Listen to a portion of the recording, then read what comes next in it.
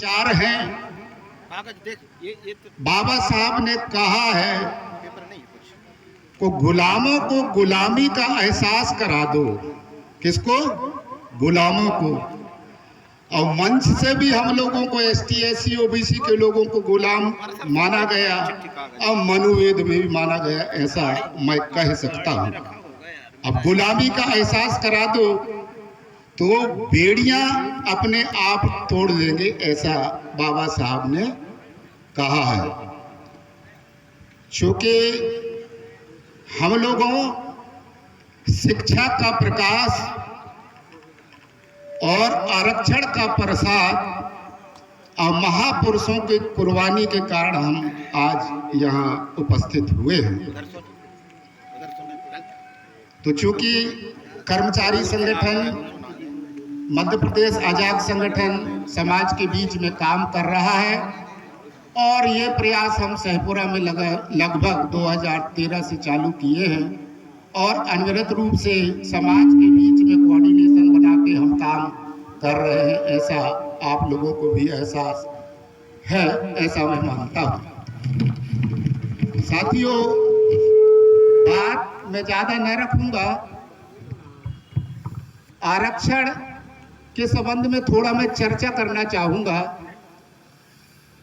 आरक्षण हमारा खैरात में मिला हुआ कोई चीज नहीं है। आरक्षण ये प्रतिनिधित्व का मामला है। अब आरक्षण संविधान में तो हमको मिला,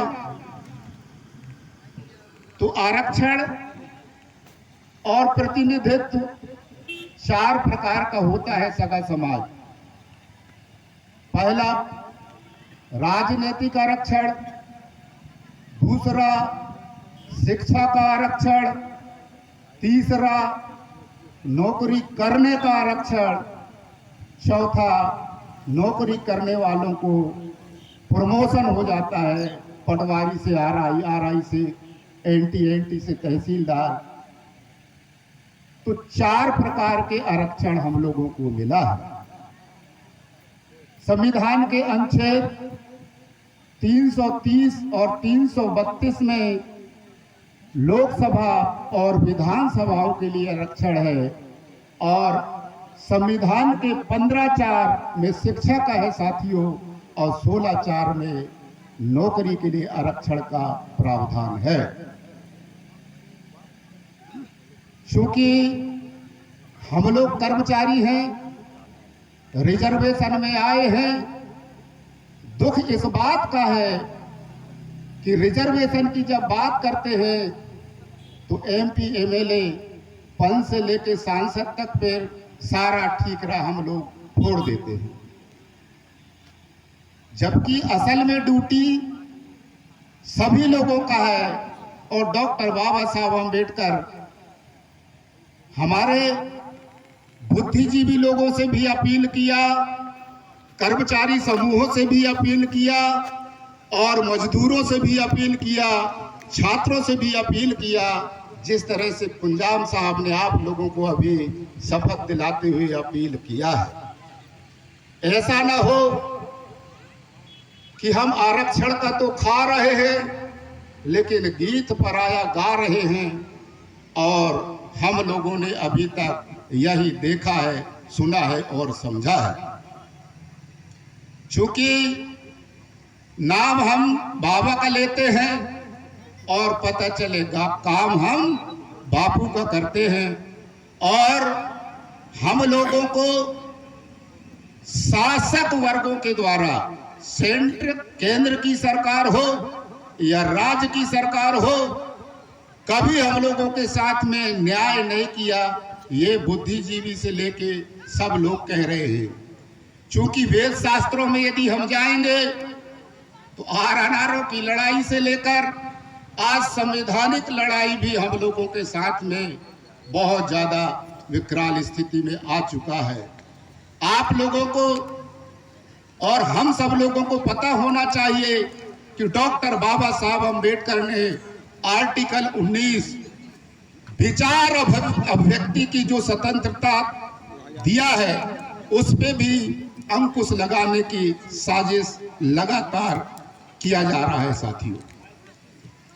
चूंकि 18 मार्च 1956 को डॉक्टर BR अम्बेडकर आगरा के मैदान में समाज को संबोधित करते हुए शेड्यूल कास्ट फेडरेशन के सम्मेलन में बड़ा व्यथित होकर बाबा साहब ने कहा था कि मुझे तो मेरे समाज के पढ़े लिखे लोगों ने धोखा दिया है, और आज वही चरितार्थ पूरे हमारे ST SC OBC के समाज में दो वर्ग का निर्माण हो चुका है साथियों।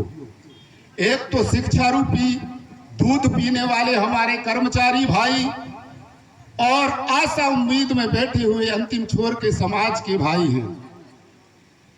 तर्क करें कि दो विचारधारा कैसा, मैं ज्यादा विश्लेषण करके आप लोगों को बात नहीं बतलाऊंगा।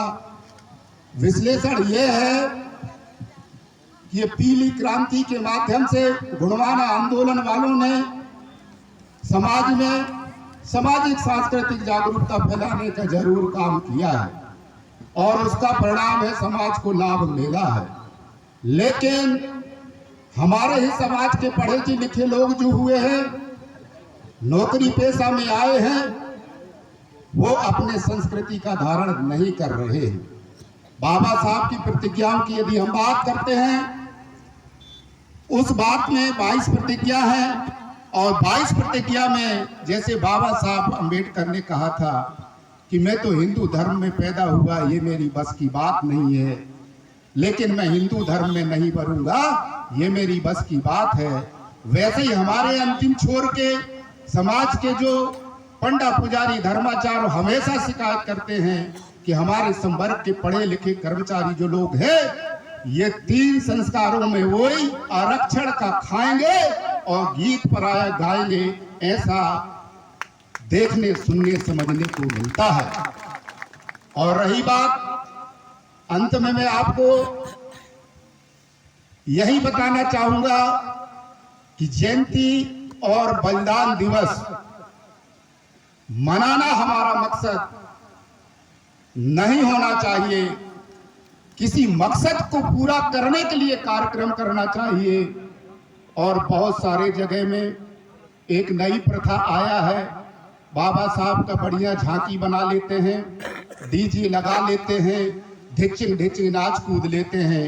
लेकिन बाबा साहब ने हम लोगों को क्या निर्देश देके गए, इस बात को भी हम लोगों को जानना पड़ेगा। तो चूंकि हमारे समाज के ST SC के जो कर्मचारी भाई हैं, एक काम कर ले, कुछ न करे, जिस गांव में मूल निवासी प्रमाण पत्र जहां का बनाया है, और अपने नात रिश्तेदारों में अपने सामाजिक व्यवस्था का यदि सुदृढ़ीकरण कर ले, तो मैं